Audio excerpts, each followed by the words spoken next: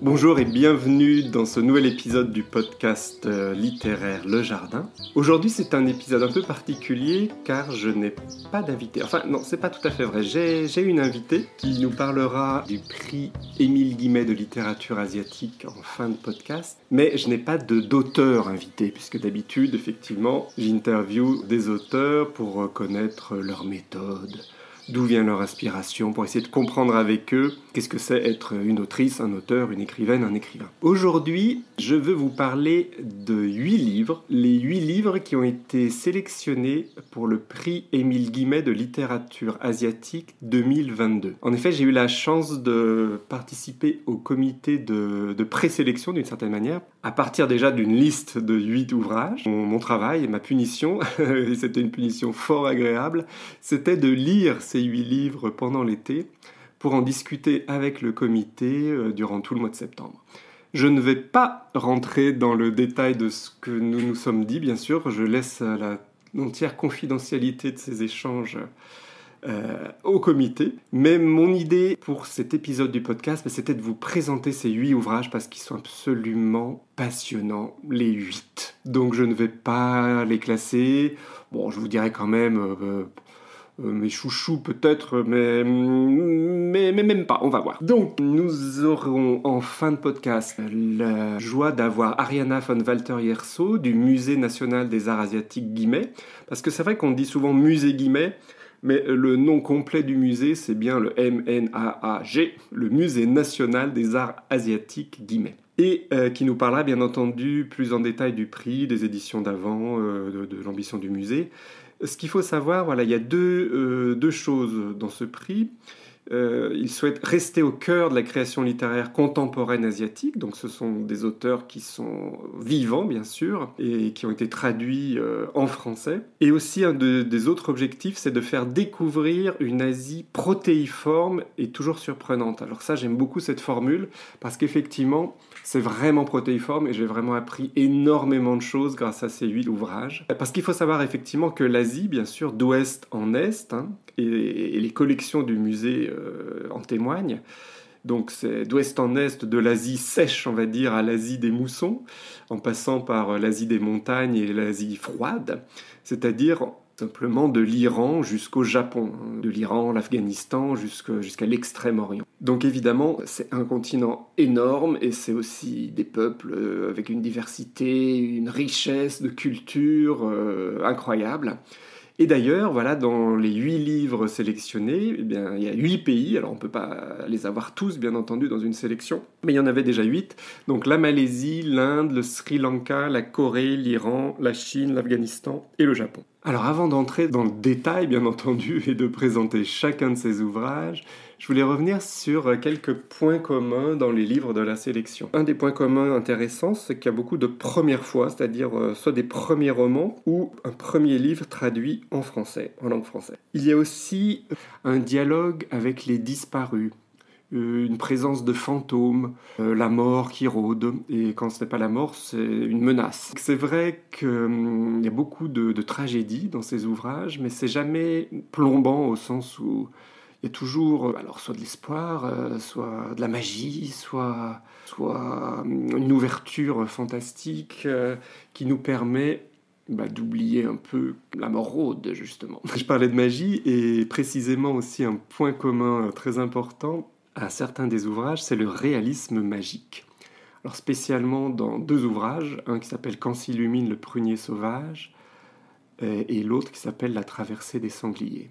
Réalisme magique, donc on a plutôt l'habitude d'associer ce terme à la littérature d'Amérique latine notamment, mais bien entendu ça n'est pas réservé aux écrivains d'Amérique latine. Le réalisme magique, on va dire, ce qui est intéressant, c'est que c'est une sorte de révolte contre la nature exacte des choses, contre la réalité. Justement, c'est qui rend possible une cohabitation entre les pires horreurs, mais aussi le rêve, la connexion à la nature, et justement une magie peut-être souvent ancienne qui vient des traditions du folklore ou de la tradition locale et qui nous ouvre vers des mondes imaginaires qui nous permettent de supporter un peu la réalité. C'est vraiment cette dimension très ancrée dans la nature, très ancrée dans les contes, dans le monde d'avant et dans les folklores locaux qui caractérise, on va dire, le réalisme magique. Et ça le distingue un peu du fantastique. Alors le fantastique, c'est un peu la même idée, mais le fantastique est beaucoup plus réaliste, on va dire, dans son approche. Avec le fantastique, on s'ouvre aussi à l'imaginaire, mais peut-être plus proche de la réalité. Et c'est vrai que le fantastique va aussi se retrouver dans pas mal de livres de la sélection. Voilà, ça c'était pour les points communs. Mais je vais tout de suite passer au premier titre que je voulais vous présenter, qui est le titre qui représente la Malaisie et qui s'appelle La traversée des sangliers. L'auteur s'appelle Sang Guiqin. Il est sino-malais. L'histoire se passe en Malaisie, mais tout de suite vous voyez avec le nom de l'auteur que c'est un auteur en fait d'origine chinoise, puisqu'il y avait une forte communauté chinoise notamment sur l'île de Bornéo. L'histoire se passe à l'intérieur de cette communauté. Et cet auteur écrit en mandarin et vit d'ailleurs aujourd'hui à Taïwan. Donc vous voyez, on voyage déjà, même sans avoir commencé le livre.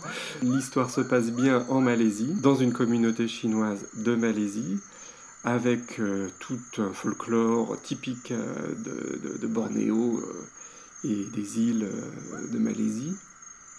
Mais l'auteur vit aujourd'hui à Taïwan. C'est proposé par les éditions Piquier et traduit du chinois par Pierre Monglim. Alors Pierre Monglim a fait un travail absolument fabuleux, d'autant plus que c'est un fort ouvrage, un gros ouvrage d'environ 600 pages. L'auteur, lui, est né en 1956 à Sarawak, donc, qui est au nord de l'île de Bornéo, avant donc d'aller travailler à Taïwan et de construire en fait sa carrière d'écrivain à partir de Taïwan.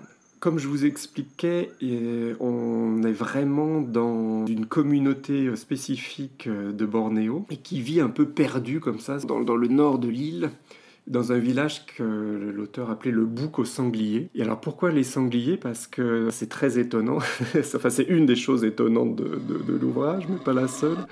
C'est qu'effectivement des hardes de sangliers viennent régulièrement pour détruire...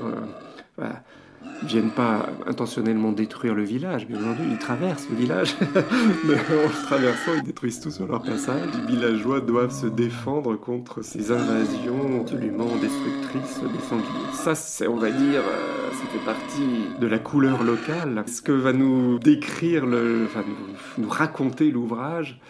Alors, il nous raconte 1000 histoires, donc c'est pour ça que c'est très difficile à résumer. C'est centré sur la présence des Japonais pendant la Seconde Guerre mondiale, qui vont débarquer et qui vont semer la terreur dans ce village. Donc il y a comme une sorte de parallèle fait de manière implicite par l'auteur entre les sangliers qui déboulent et qui détruisent tout sur leur passage et l'armée japonaise qui va avoir aussi une attitude...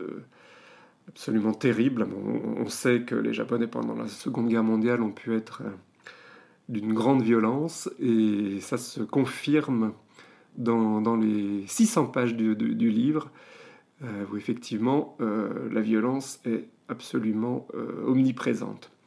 Moi, j'ai pensé à une formule pour parler de ce livre, l'Iliade tropicale.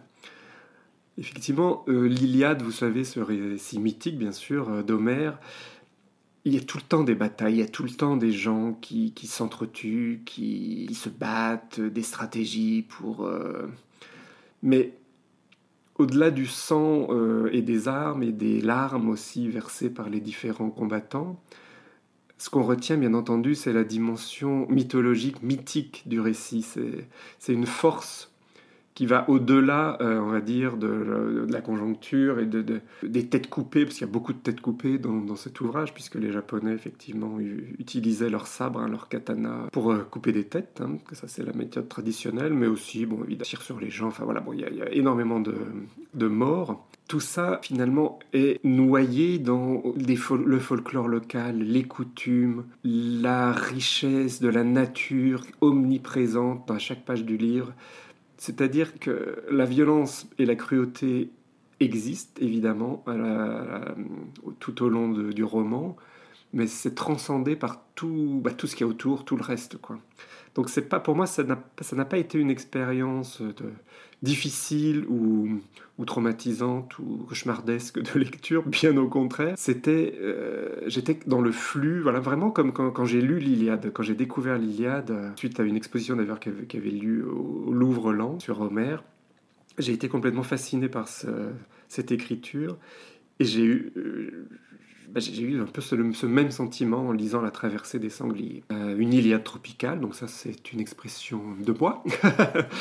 J'ai trouvé une autre formule pour en parler de ce livre, c'est une écriture sous opium avec des hallucinations visuelles et des inventions permanentes de l'auteur. Et oui, pourquoi écriture sous opium? Parce qu'effectivement, dans ces pays, dans la communauté chinoise notamment, on sait le rôle que l'opium a pu jouer à une certaine époque et continue à jouer là, pendant la guerre. Donc nombre de protagonistes, qu'ils soient chasseurs, qu'ils soient commerçants du village, peu importe, prennent beaucoup d'opium et quand ils n'en prennent plus, ils deviennent fous, ils ont des crises, la fameuse crise d'Amocle par exemple, la crise de folie. Une Iliade tropicale et une écriture sous opium, ça c'est vrai. Les batailles, enfin les hordes de sangliers qui viennent chasser les villageois là, jusque dans leur village, ça m'a fait penser, je ne sais pas si vous vous rappelez du dessin animé du japonais Miyazaki, La Princesse Mononoke. C'est pareil, il y a un vieux sanglier de la forêt là, qui prend la tête de tout un groupe de sangliers pour lutter contre les hommes et contre leur folie. Alors évidemment, il y a des passages du livre qui m'ont fait penser à ce magnifique dessin animé et aux images très fortes qu'a pu créer Miyazaki. Et on apprend 1000 choses dans ce livre. Alors moi j'ai appris par exemple l'histoire des Karayuki-san. Donc les Karayuki-san, c'était de pauvres jeunes femmes japonaises qui étaient envoyées un peu partout dans l'empire asiatique des Japonais, mais même avant qu'ils construisent leur empire, qui était une sorte de monnaie d'échange. Donc on les envoyait pour se prostituer, bien entendu. Les familles et les gens qui faisaient ce commerce de chair humaine gagnaient évidemment de l'argent. Donc je ne connaissais absolument pas l'existence... Alors je connaissais l'existence de ces pauvres femmes pendant la guerre, enfin... Dans le contexte de la guerre, mais ça a commencé bien avant, et donc on les appelait les Karayuki-san.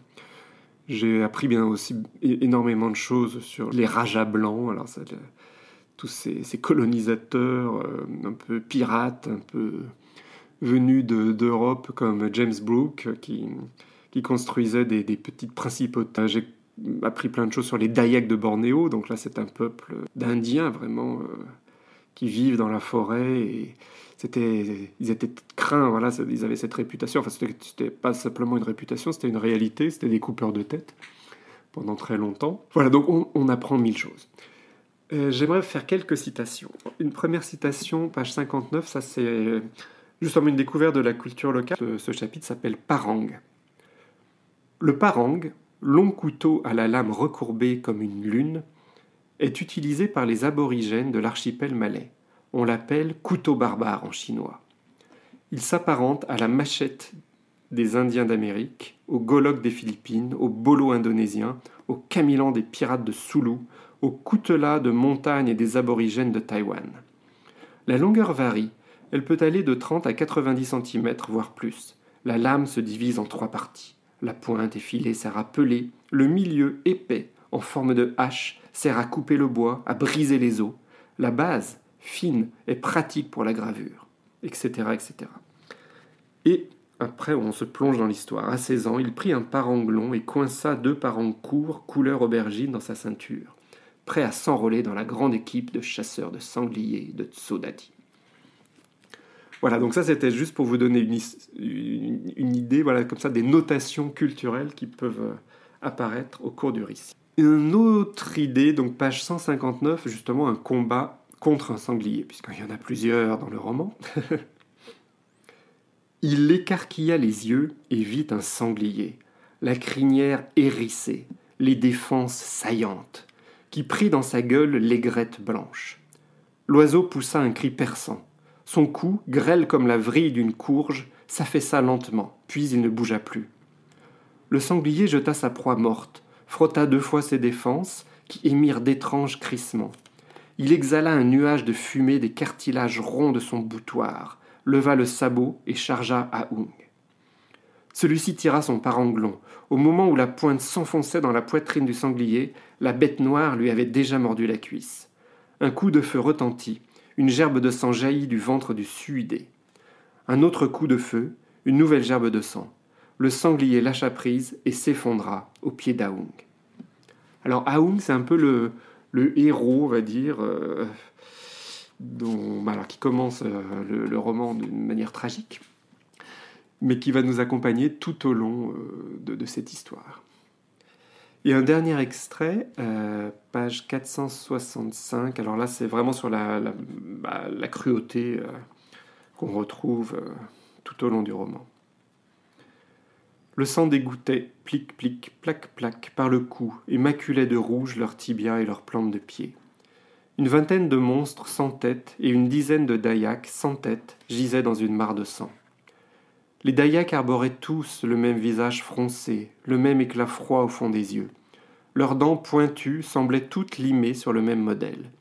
Leurs tatouages répercutaient le silence immense. Même les têtes qu'ils tenaient dans leurs mains reproduisaient chacune à l'identique une grimace de douleur.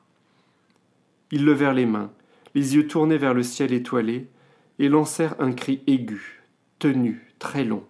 Ils chantèrent la beauté du monde des hommes, puis disparurent en file indienne dans les fourrés. Je m'arrête là. J'en ai déjà beaucoup dit sur ce premier ouvrage. C'est un ouvrage hors norme, gigantesque, et je vous conseille vivement sa lecture. Je rappelle La traversée des sangliers de Zhang Weixin, édition Piquier, traduit du chinois par Pierre Monglim. Donc le deuxième ouvrage que je voulais vous présenter s'appelle La dérive des âmes et des continents. Il a été écrit par Shubhangi Swarup, une auteure indienne, et il est paru aux éditions Métayer, traduit par Céline Schwaller. L'autrice indienne, Shubhangi Swarup, est née en 1982 dans l'état du Maharashtra. Elle est journaliste et c'est son premier roman. Vraiment, pour un premier roman, c'est un coup de maître. C'est incroyable la richesse de cet ouvrage. Il est également assez long, là c'est un peu moins de 400 pages, 360 pages environ. C'est très ambitieux car on suit au départ l'histoire d'un couple qui s'installe dans les îles Andaman. Mais finalement, c'est pas tant ce couple-là qui est important, c'est presque le continent, c'est la ligne de faille. Donc le titre traduit bien l'ambition de l'autrice, c'est qu'elle va vraiment nous faire voyager quasiment sur tout le sous-continent indien, en suivant une ligne de faille et en suivant le destin donc, des deux premiers protagonistes, qui s'appelle Girija Prasad, qui est un scientifique, et sa femme Chanda Devi, qui est, elle, un peu sorcière, un peu magicienne. Et ensuite, à partir de ces deux-là, on va suivre d'autres personnages qui sont toujours liés les uns aux autres, mais qui vont nous faire voyager à travers le sous-continent indien. Donc c'est pareil, comme l'ouvrage précédent, on apprend 1000 choses. Et c'est écrit avec beaucoup d'humour aussi. C'est très bien écrit. C'est une écriture vraiment très intéressante. On y parle de l'indépendance de l'Inde. Alors ça résonnait avec l'actualité puisque l'Inde a fêté récemment les 75 ans de son indépendance. C'était au mois d'août, le 15 août. Donc on va parler de ça, mais après on va se retrouver à la frontière du Pakistan et ça résonnait aussi l'actualité avec les inondations qu'il y a pu avoir, pareil à la fin de l'été.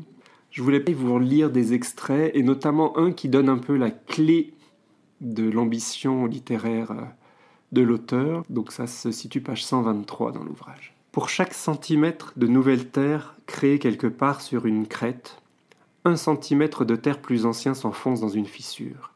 Les fissures équilibrent tout. Quand Girija Prasad applique les nouvelles théories géologiques radicales aux îles, les conclusions sont évidentes. La géologie des îles est une histoire de conflit. Les îles Andaman font partie d'une zone de subduction, comme l'Indonésie au sud-est et la Birmanie, le Népal, l'Himalaya et le Karakorum au nord. C'est là que la plaque indienne plonge sous la plaque asiatique. C'est probablement pour cela que les îles sont le lieu le plus hanté que Chanda Devi a visité. Comme les continents, la vie refuse de céder.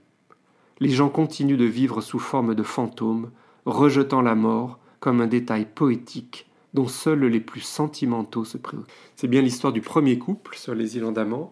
Et Chanda Devi, elle parle aux fantômes, elle parle aux animaux, à la nature. On voit déjà s'installer toute la narration, là, rien qu'avec cette première histoire et cette première famille. Elle fait preuve aussi de pas mal d'humour. Alors voilà, j'ai sélectionné un autre exemple, la plus liée à l'occupation britannique. Voici l'extrait. Un désir secret le pousserait à aller visiter les dernières acquisitions du Raj. Le désir de nommer. Son propre nom l'avait obligé à développer très tôt son sens de l'humour, et il avait attendu toute sa vie pour l'utiliser aux dépens de créatures, de choses et de terres innocentes. Depuis le confort maussade de son manoir ancestral, le Lord surveillait de près ce qui se passait dans l'océan Indien, parsemé d'îles tarabiscotées. Intuitivement, les îles formaient la trame idéale pour pratiquer l'art de la nomenclature. Tôt ou tard, leur isolement extrême finirait par rendre les espèces endémiques exigeant le nom unique. Les seules exceptions à la règle étaient les Britanniques eux-mêmes. Ils avaient enfreint la plupart des lois de la nature en quittant leur île pour se multiplier sur d'autres, sans perdre aucune de leurs caractéristiques originelles, seulement la boule. Ils ont perdu la boule, mais leurs obsessions de tout nommer les accompagnent. Donc, c'est un lord, effectivement, qui a été un des premiers à occuper les îles Andaman. Deux autres extraits. Nous sommes tous accablés par les destinées jumelles, consistant à dire au revoir aux êtres qui nous sont chers et à les quitter nous-mêmes, écrit-il dans une lettre accompagnant son cadeau.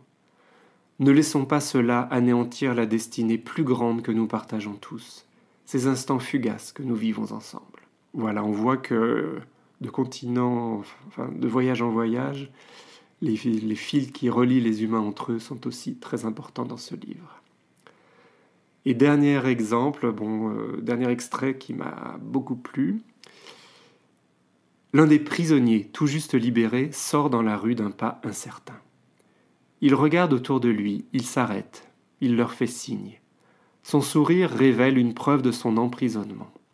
Des dents cassées. L'homme lui répond en levant la main. La femme semble sur le point de s'effondrer.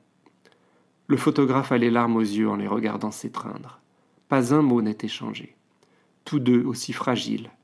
Ils s'agrippent l'un à l'autre comme s'ils n'avaient jamais été séparés, comme si le cordon n'avait jamais été coupé. Qui cela pourrait-il être, à part une mère et son fils? Ça, c'est une très belle histoire en Birmanie. C'est la deuxième grande histoire du livre. Je vous invite à lire ce livre qui vous fera voyager à travers l'Inde, des îles Andaman, du Port Blair et du mont Harriet, en passant par la Birmanie, donc le Myanmar, jusqu'à la vallée de Katmandou, au Népal, ensuite dans un désert de neige, au Ladakh ou au Karakorum, à la frontière avec le fleuve Indus, donc la frontière du Pakistan. Donc 4 géographies, 4 histoires et des destins entremêlés. Je rappelle le nom du livre, Dérive des âmes et des continents de Shubhangi Swarup, édition Métayer, traduction de Céline Schaller.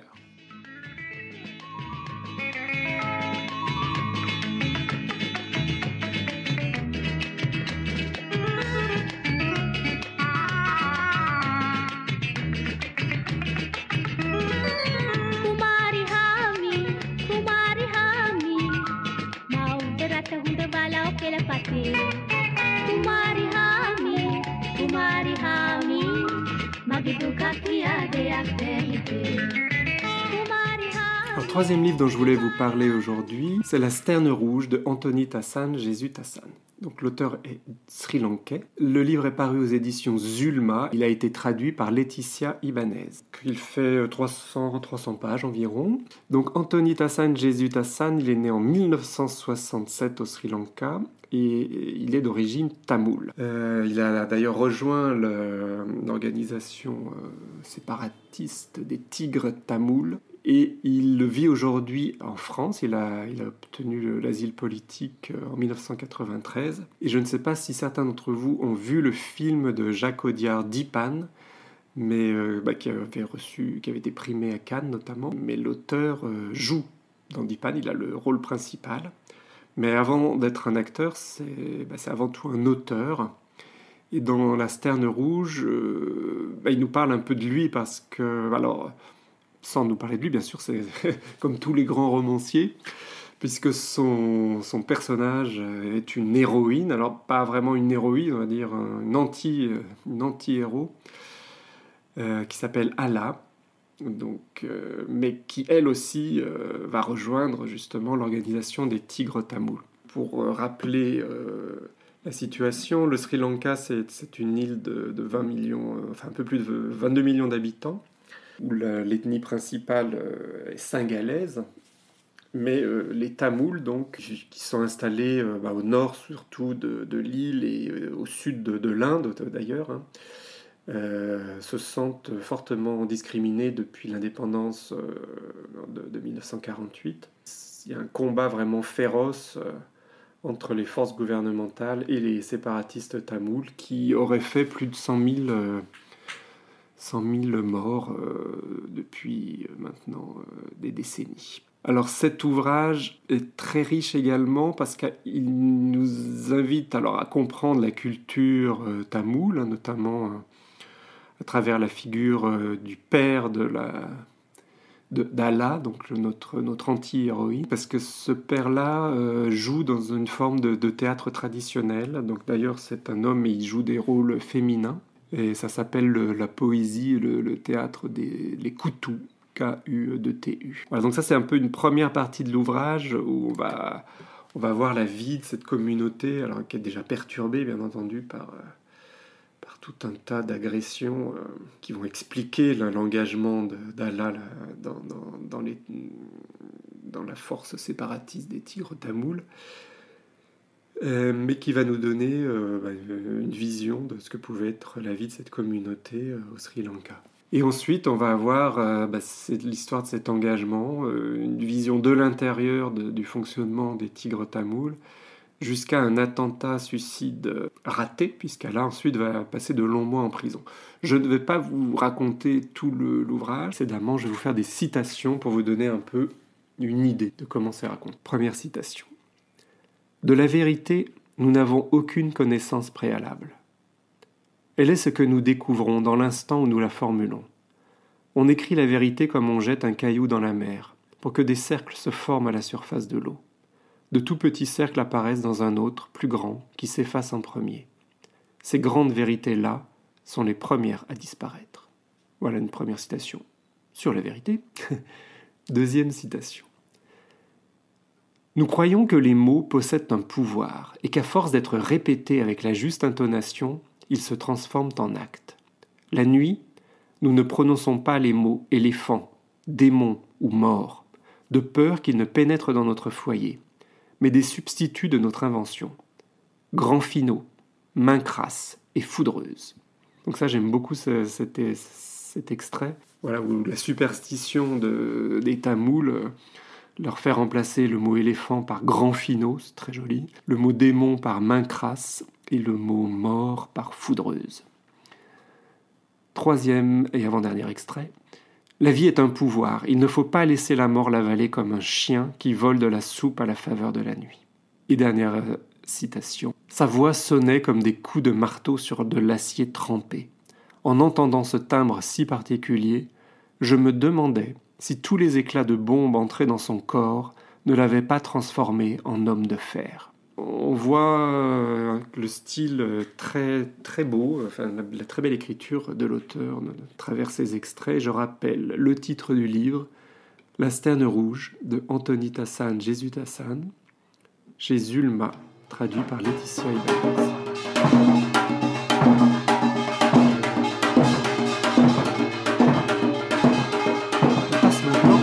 Corée. Donc bienvenue en Corée avec À propos de ma fille de Ye-Jin Kim, paru aux éditions Gallimard et a été traduit du coréen par Kyung-Ran Choi et Pierre Biziou. Donc on a un tandem de traducteurs. Il fait 175 pages, donc il est un peu plus court que les livres que je viens de présenter précédemment.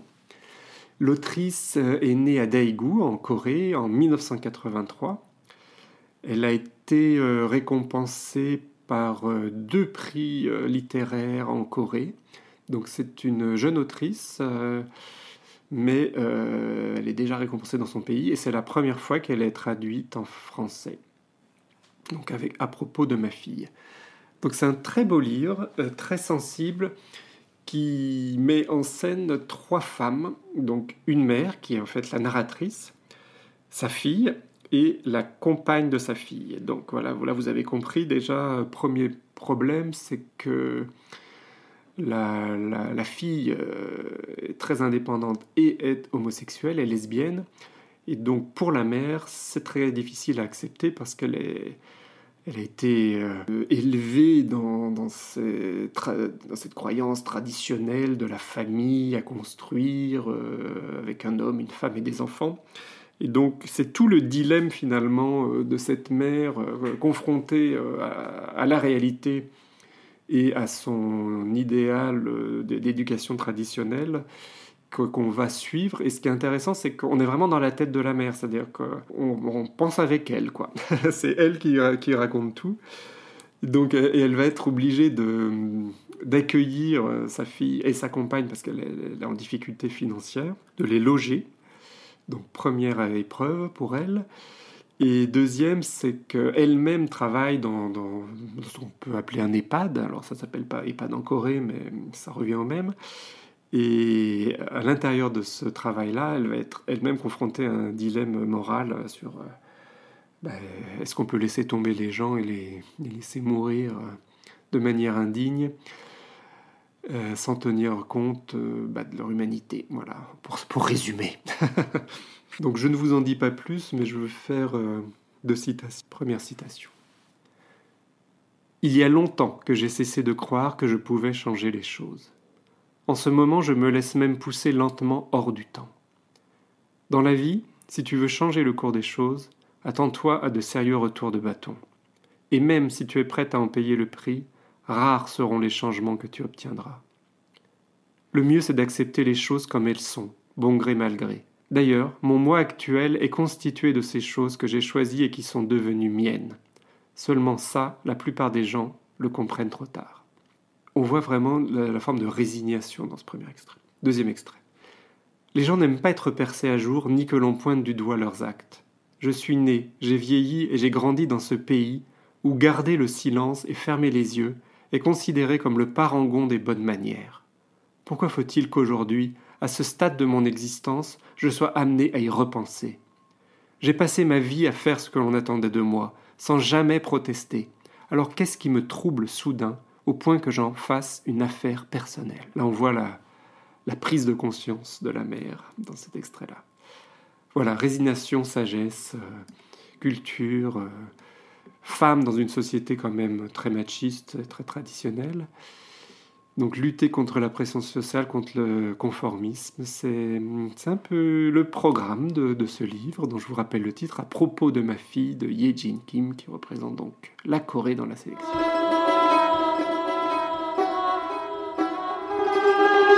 Il s'agit de Quand s'illumine le prunier sauvage de Shokufei Azar, donc c'est l'Iran. L'auteur est né en Iran.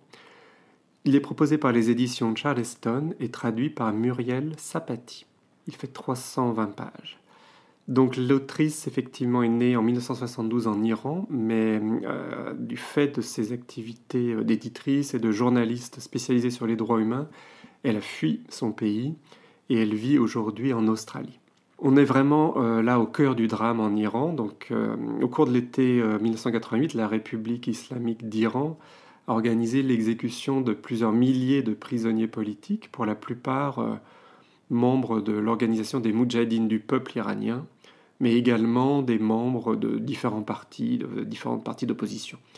Donc ça c'est pour la partie historique, mais vraiment, j'ai dit déjà en introduction qu'il y avait du réalisme magique dans 2 romans, La traversée des sangliers, avec tout le folklore de Bornéo. Et ici, vraiment, aussi, le réalisme magique est très important parce que l'autrice va mettre en scène le retour des personnages à travers des fantômes et va nous parler de tout un tas de choses liées par exemple à la religion des Zoroastriens, à leur culte du feu. On va rencontrer des djinns, des démons, des sirènes, vraiment tout un folklore local iranien. Et il y a une certaine nostalgie aussi de l'ancienne monarchie, du régime Kadjar. Donc toute cette culture, cette très riche culture de l'histoire d'avant le régime des Mollahs est mise en scène pour supporter un présent absolument tragique. Alors ça résonne très fortement, bien sûr, avec l'actualité aussi en Iran et la révolte actuelle des femmes. Et notamment, je voulais vous faire cette première citation qui résonne beaucoup avec l'actualité. Ce jour-là, 8 ans après notre arrivée à Razan, maman eut honte d'elle-même parce qu'elle dut se plier à l'obligation de porter le foulard. 8 ans plus tôt, quand nous avions décidé de quitter Téhéran pour venir nous installer dans ce lieu reculé, elle s'était jurée de ne quitter ni le village, ni même notre verger sur la colline, tant que ce régime resterait en place. Ainsi, elle n'aurait pas à se voiler. Pendant ces 8 années, elle avait vécu au milieu de ses livres et de ses souvenirs. Elle s'était occupée de ses coqs et de ses poules. Elle avait écouté le bruit de la pluie et beaucoup de musique. Mais quand nous avions appris la mort d'un parent qui avait péri dans l'inondation de Darban le 26 juillet 1987, maman s'était refusée à quitter notre petit domaine pour ne pas avoir à se couvrir la tête le jour de l'enterrement. Elle n'avait pas pu s'y résoudre non plus, etc. etc. Donc voilà, je n'ai pas expliqué en quoi ça résonne avec la situation actuelle.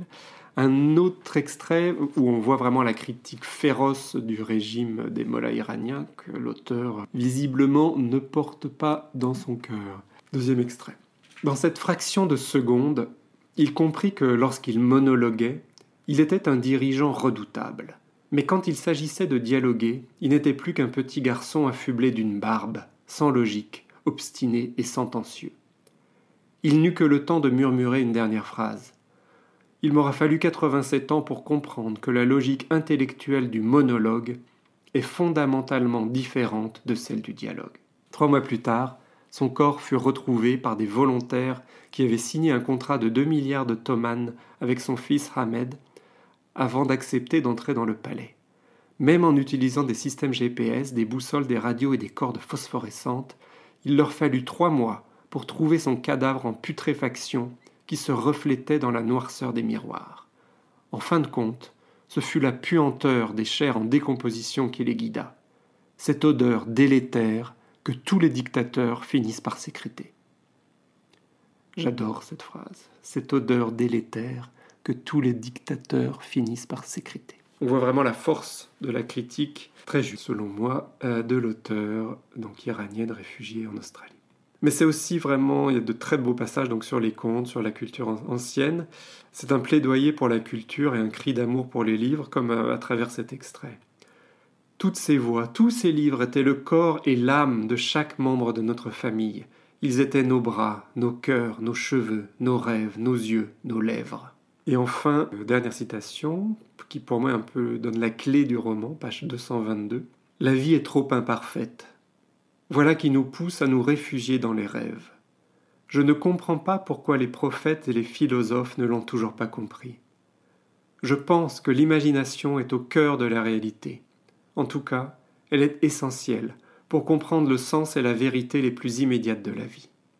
Après tout, si la vie est tellement décevante et ordinaire, pourquoi l'imagination ne pourrait-elle pas repeindre la réalité en couleur ? Voilà, repeindre la réalité en couleur. C'est vraiment ce que font nombre des écrivains de cette sélection. Donc je vous invite à découvrir ce livre magnifique de Shokufé Hazar, « Quand s'illumine le prunier sauvage » aux éditions Charleston, traduit par Muriel Sapati. Nous arrivons maintenant au candidat chinois. C'est une écrivaine, une autrice chinoise qui s'appelle Zhang Youren. Et le livre s'appelle L'Hôtel du Cygne. Donc L'Hôtel du Cygne de Zhang Youren, aux éditions Zulma, et traduit du chinois par Lucie Mode. C'est un livre assez court, 160 pages. Donc l'autrice Zhang Youren est née dans la province du Shandong en 1982. C'est une relativement jeune autrice, mais elle a déjà eu un premier livre qui a été traduit en français et qui s'appelle Le Clou, qui a eu pas mal de succès. Et L'Hôtel du Cygne, donc, est son deuxième livre, traduit en français également. Là, on va voyager dans la Chine contemporaine, à travers le destin de différentes femmes, et d'une en particulier qui s'appelle Yu Ling, qui vit donc à Beijing, à Pékin, donc dans la capitale, qui vient d'une province campagnarde, on va dire, mais qui vit dans cette capitale dans une grande famille, une famille très riche, liée au pouvoir, liée, on le comprendra plus tard, au Parti communiste. Enfin, voilà, une famille vraiment de cette espèce d'aristocratie liée au grand parti. Qu'est-ce qu'elle fait pour cette famille? Tout simplement, elle s'occupe de leur petit garçon, un enfant gâté, un enfant charmant, qui s'est surnommé Dada. Un des charmes de ce petit roman, c'est justement la vision de l'enfant, puisque l'Hôtel du Cygne, déjà le cygne c'est une oie, mais dans le regard de Dada, une oie peut tout à fait être un cygne, et l'Hôtel du Cygne, c'est une tente qu'il a dans son jardin, et laquelle il va à la fois accueillir son cygne, son oie, mais qui va aussi lui servir un peu de refuge. Parce que, bon, je ne vais pas vous raconter toute l'histoire, mais ça commence par un kidnapping raté, puisque la nounou de mèche avec son amant, qui est un homme patibulaire et pas très sympathique, avait fomenté un faux kidnapping pour faire chanter la famille et se faire de l'argent. Mais bon, tout ça va échouer. On va rentrer aussi, mais toujours à demi-mot, c'est-à-dire c'est vraiment une écriture très simple, une narration très efficace. On voit, c'est quasiment comme un film, l'action se dérouler.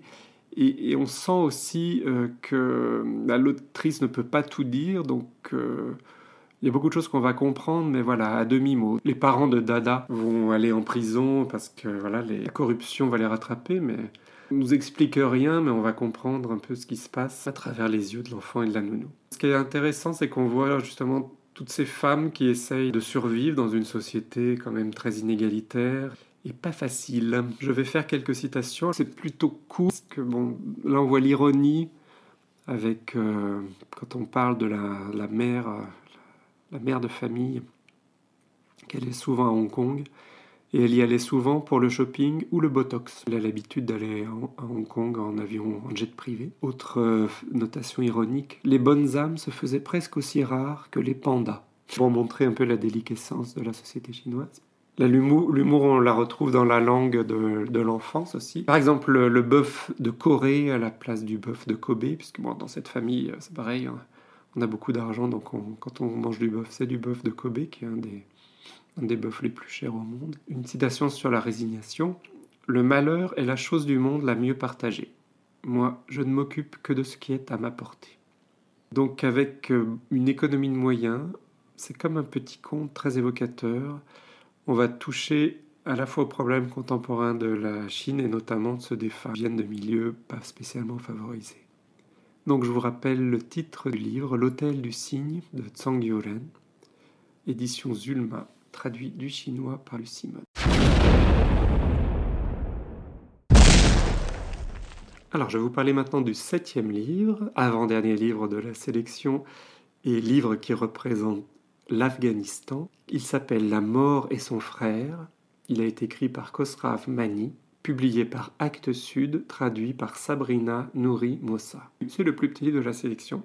Un livre immense, bien entendu, par son contenu et par son écriture. L'auteur est né à Kaboul en 1987, donc il a grandi en Afghanistan, mais il vit à Paris depuis 2015, où il est réfugié politique. Donc c'est le 3e réfugié politique, hein, avec l'auteur iranien, l'auteur sri-lankais.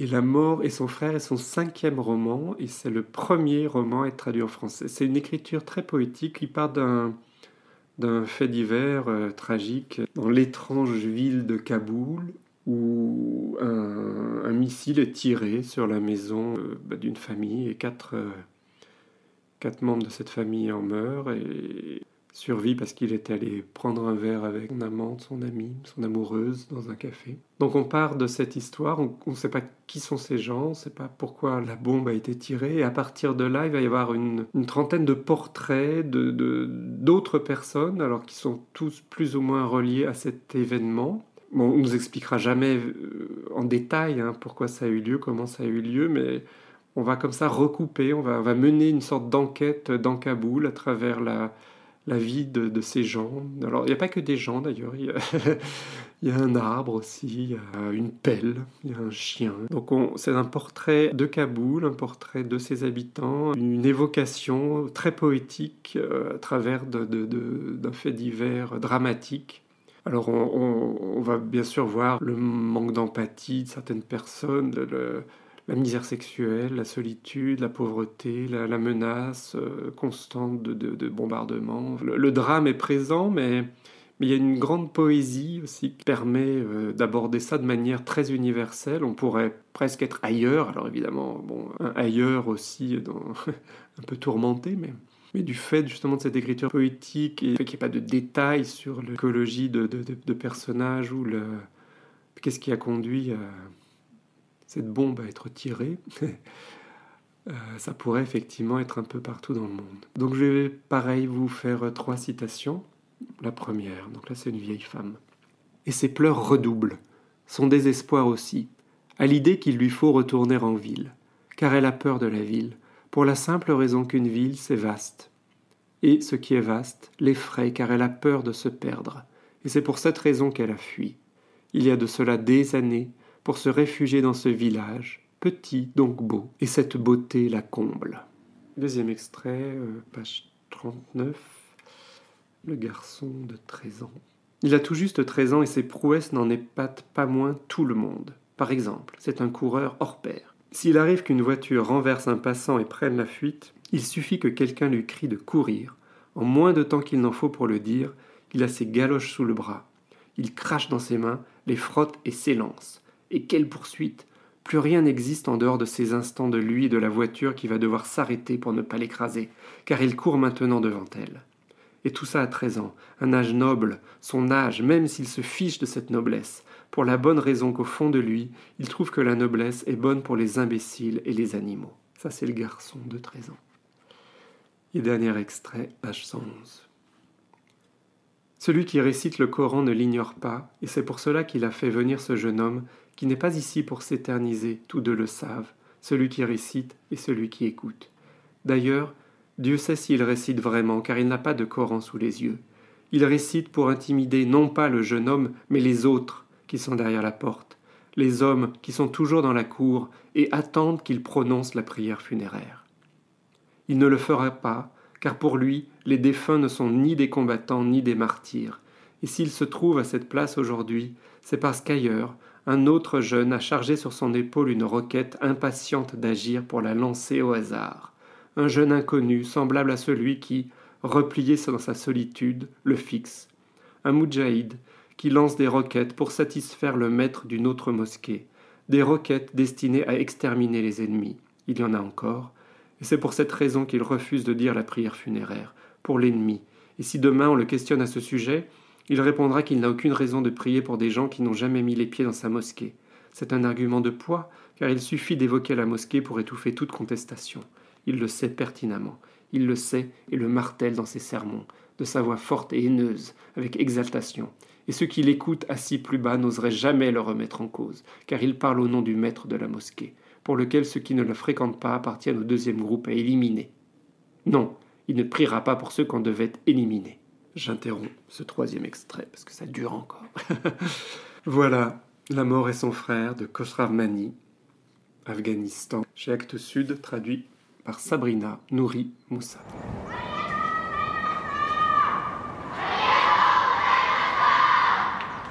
Et enfin, le dernier roman, le 8e roman donc, de cette sélection du prix Guimet de littérature asiatique, c'est le roman japonais. Il s'appelle Petite boîte au pluriel. Il a été écrit par Yoko Ogawa. Il est publié chez Actes Sud et traduit du japonais par Sophie Reffle. Alors Yoko Ogawa, contrairement aux autres auteurs de la sélection, est une autrice, on va dire, chevronnée, reconnue. Enfin, en tout cas, c'est le 26e roman de l'autrice traduit en français. Donc, elle a déjà une œuvre très importante et très diffusée en France. C'est un assez court roman, il fait environ 200 pages. Donc l'autrice est née à Okayama au Japon et elle a vraiment, on retrouve des obsessions voilà, dans sa littérature, dans ses différents romans. Alors différentes obsessions, ça peut être notamment le classement, la volonté de garder des traces ou des souvenirs du passé. Elle parle souvent aussi d'enfermement psychique ou physique. Elle apprécie, enfin en tout cas elle parle souvent de lieux clos. Et on va trouver absolument tout ça dans ce roman-là. Donc les petites boîtes, parce que c'est vraiment un roman hanté par la mort et la disparition et la volonté de se souvenir. Parce qu'elle imagine une société où les gens n'ont plus d'enfants. D'ailleurs les enfants ont disparu, sont tous morts. Tous les parents vivent dans la mémoire, pour la mémoire de leurs enfants. C'est très, bien sûr, nostalgique, très triste. Il y a un dialogue avec les fantômes. Dans ce monde où les enfants ont disparu, on va d'ailleurs détruire la maternité qui ne sert plus à rien. Les parents ont pris l'habitude de garder les souvenirs des enfants disparus dans des petites boîtes, voilà, d'où le titre du roman. Ces petites boîtes sont archivées dans une école, dans une ancienne école, où vit la personne qui nous raconte l'histoire, enfin, en tout cas par laquelle on suit l'histoire. Alors ces histoires de boîtes avec des souvenirs, ça m'a fait penser au travail de l'artiste Christian Boltanski, récemment disparu, qui avait lui aussi mettait les souvenirs en boîte. Alors lui, c'était plus souvenirs liés à l'Holocauste notamment, la Seconde Guerre mondiale, mais pas seulement. Voilà, c'est vraiment une sorte de conte cruel où on va... il va y avoir pas mal de notations sur la culture japonaise. Hein. Il n'y a pas de statue de Jizo, mais vous savez, Jizo, c'est ces petites statuettes que les Japonais mettent au bord des chemins en mémoire des enfants disparus. Mais il y a vraiment de ça dans le roman. C'est toujours... à dialoguer avec les morts, même leur imaginer un avenir. Deux citations très courtes. La première, page 38. Dans sa vie qui allait en se réduisant, soustraire était plus important qu'ajouter.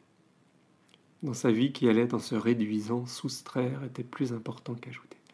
Et c'est vrai qu'on sent que voilà, tous les gens de ces histoires se rapetissent d'une certaine manière donc cette personne qui vit dans l'école maternelle, qui va plier son corps pour qu'elle puisse déjà voilà, s'adapter à la dimension des petits meubles.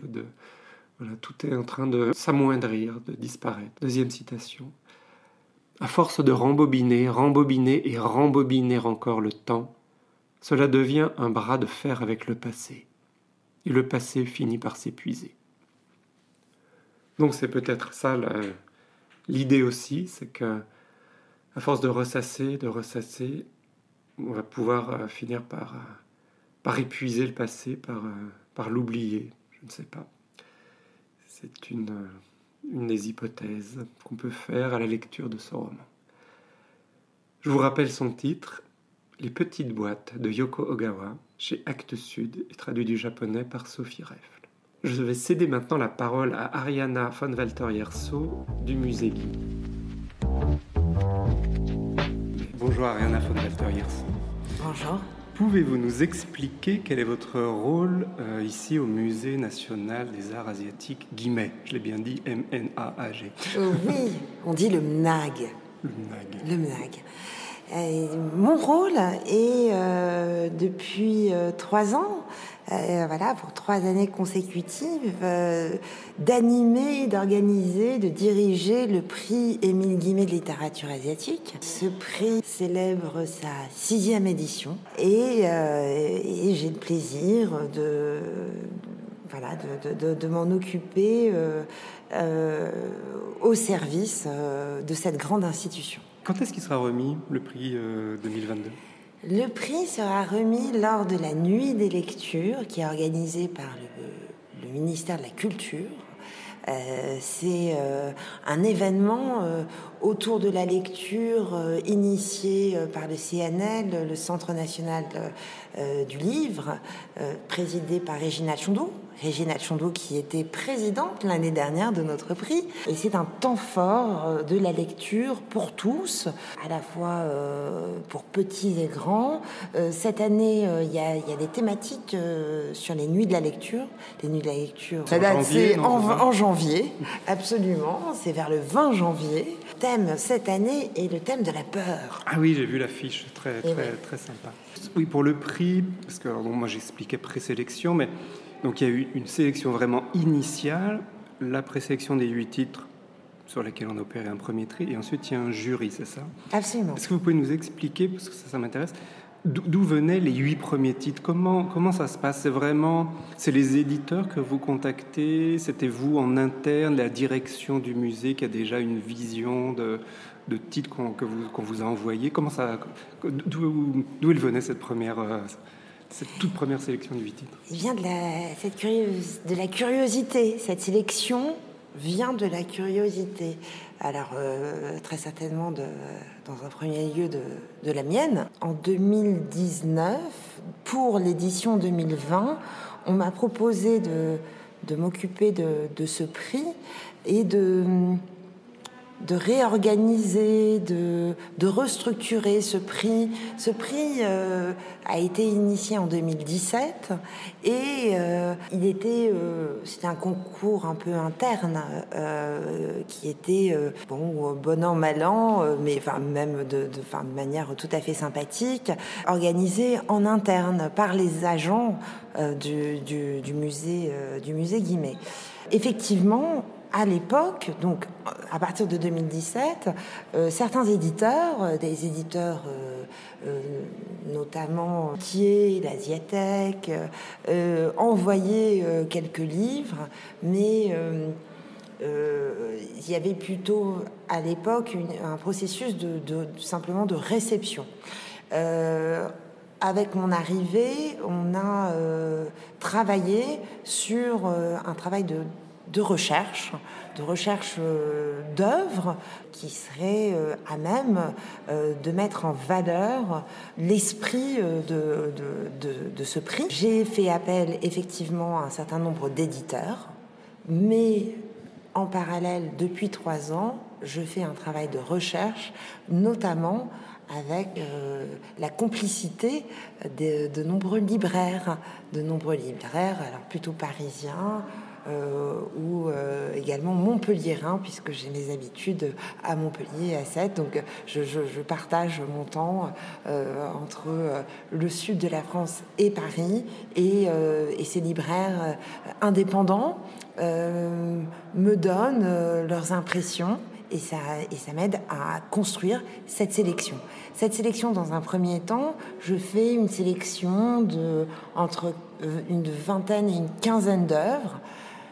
On pourra y revenir au vu des impacts de la pandémie. Il y a eu certainement moins d'œuvres éditées sur des segments comme la littérature asiatique.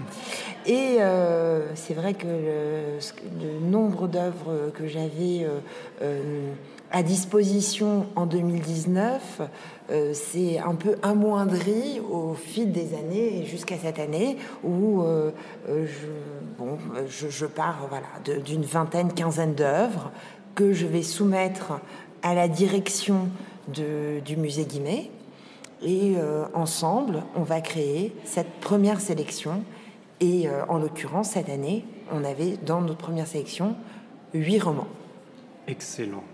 C'est pour ça que je vous posais la question, parce que je dirais que les 8 pourraient avoir le prix, finalement, à mon avis. Mais bon, bref. Ça m'amène, alors justement, on est là actuellement, chers auditeurs, on est au musée Guimet, justement, au MNAG. Donc pour ceux qui ne savent pas, c'est à Paris, c'est près du métro Iéna, magnifique bâtiment, magnifique musée, et on se trouve même, je pense, dans une salle cambodgienne, khmer, enfin quelque chose comme ça. Oui, vraiment on n'est pas loin de la cour khmer. Oui, c'est ça. que je vous invite évidemment à visiter, comme je vous invite à visiter cet édifice totalement incroyable, cet écrin, parfois méconnu, malheureusement. Cet écrin, il y a 60 000 œuvres asiatiques, ce qui constitue une des collections les plus importantes au monde de collections asiatiques. Et en tout cas en Europe, c'est la collection la plus importante d'œuvres asiatiques. Ce qui m'amène aussi... À la figure d'Émile Guimet, puisque on n'en a pas parlé. Mais... Évidemment, Le évidemment. prix porte son nom. Évidemment, on parle du prix Émile Guimet. On ne peut pas passer à côté de la figure du père fondateur. Émile Guimet, il est né en 1836, il est mort en 1818. C'est un Lyonnais. Oui, alors moi, ça résonnait avec moi parce que je suis lyonnais aussi. Ah, et j'ai toujours connu Guimet, mais pour moi, c'était le musée à Lyon et c'est plus petit. Donc, bon, bref. Mais on va en parler. Je clôt la parenthèse. Et non, mais qui n'est pas une parenthèse, parce qu'effectivement, l'ancrage, il est lyonnais. Et c'est effectivement très intéressant. Ce père fondateur, Émile Guimet, c'est un industriel fortuné, c'est un érudit progressiste, et il a envie profondément d'aller puiser de la connaissance ailleurs. Ailleurs, c'est par de nombreux voyages, et c'est un esthète, donc il décide de faire un périple en Égypte et en Grèce, ce qui va le familiariser avec des recherches archéologiques. Et finalement, donc, il continue à la fois à aller à la rencontre d'autres peuples, d'autres traditions et d'autres religions, et se nourrir de tout ça.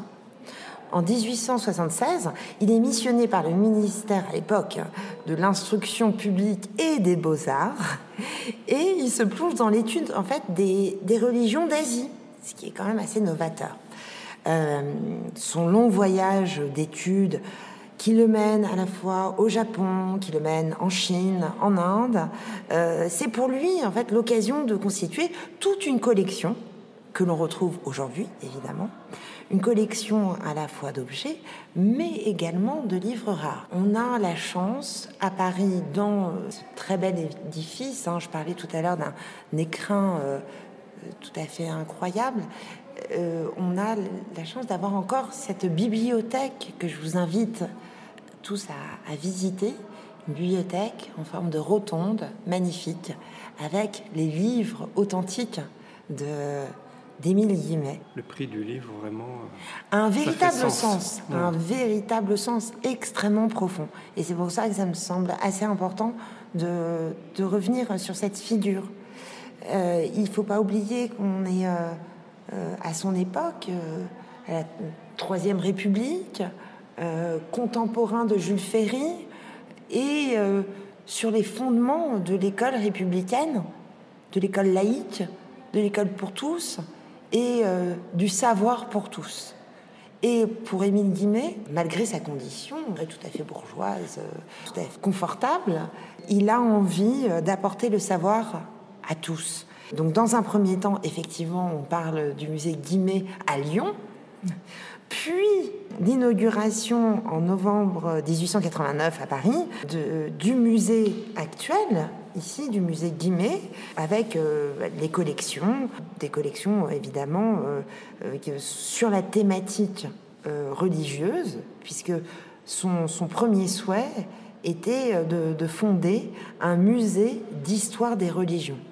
Vous voyez, en 2022, tout cela est encore tout à fait moderne, et cela nous parle. C'est en ça que ce prix, et j'en reviens au prix, c'est en ça que ce prix a un véritable sens.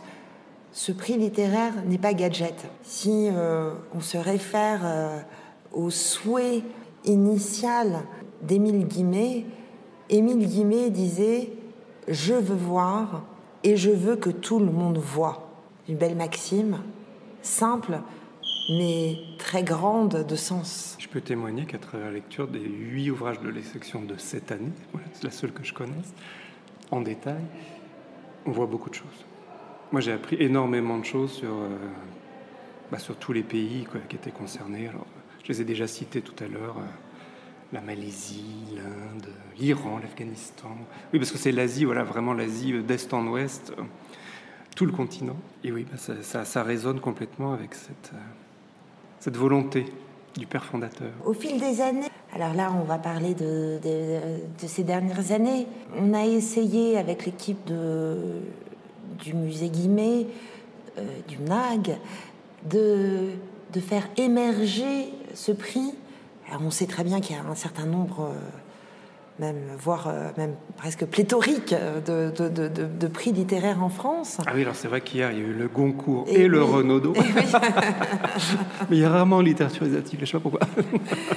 Et oui, mais c'est aussi pour ça que dans la temporalité, on a souhaité être finalement sur un moment plutôt institutionnel qui sont les nuits de la lecture plutôt que d'être dans le calendrier des grands prix, ce qui avait peu de sens d'une certaine manière. Mais au fil des années, on a construit à la fois un jury officiel avec des personnalités, de grandes personnalités. D'ailleurs, on parlait du Goncourt. Nous avons eu Pascal Bruckner pendant 2 années consécutives, qui est membre du Goncourt, qui nous a accompagnés dans ce jury. Les dernières présidentes étaient Régina Tchondo, présidente du Centre national du livre, et l'ancienne ministre de la Culture, Aurélie Filippetti.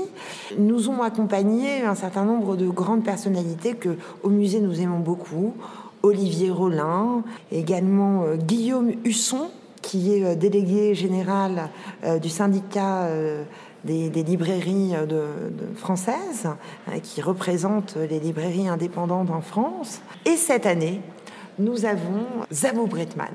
Zabou Bretman, truculente, comédienne que nous connaissons, qu'on adore, et réalisatrice, qui écrit également, extrêmement engagée sur tout un tas de thèmes, et notamment sur les droits fondamentaux.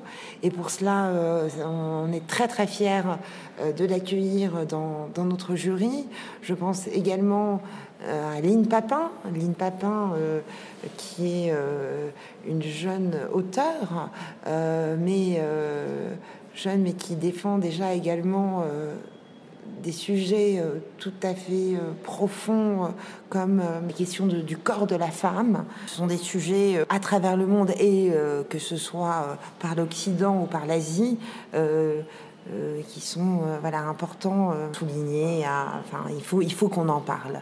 Je pense évidemment aussi à Olivier Rollinger. Olivier Rollinger, très grand chef, incroyable. On est aussi très heureux de l'accueillir dans notre jury cette année. Olivier Rollinger, qui se bat pour le bien manger, qui aurait aimé l'inscrire dans la Constitution française, le bien manger, et qui, tel Émile Guimet, traverse le monde pour aller chercher des épices incroyables, d'une qualité inégalée. Et on est également très très très heureux de l'accueillir, tout comme Maria Lund, qui fait un travail en tant que galeriste tout à fait admirable, qui défend des artistes contemporains, et notamment des artistes contemporains asiatiques, et qui a un rapport tout particulier avec la littérature. Donc c'était le jury de cette année. Oui, absolument. J'espère que j'ai oublié personne. Qui a la lourde tâche de ne garder qu'un seul livre parmi ces 8 super ouvrages. Ben, je vous remercie beaucoup, Ariana. Je ne sais pas si vous voulez ajouter encore quelque chose. Évidemment, et je célèbre aujourd'hui l'arrivée de notre président, de notre nouvelle présidente, Yannick Lins. Nous sommes tous très heureux de l'accueillir, et je suis moi-même très heureuse de l'accueillir dans le prix du Musée national des arts asiatiques Guimet. Merci beaucoup, Ariana. Merci. Et voilà, c'est déjà fini. Merci beaucoup, chères auditrices et chers auditeurs, d'avoir passé un moment avec nous dans Le Jardin, un podcast littéraire. S'il te plaît, dessine-moi un écrivain. Je suis François-Xavier Robert. Ce podcast n'aurait pas été possible sans l'aide précieuse de Julien Oran au mixage et à la création musicale. Si vous avez aimé ce podcast, n'hésitez pas à laisser un commentaire, à le partager, à vous abonner. Rendez-vous très bientôt pour un prochain épisode du Jardin.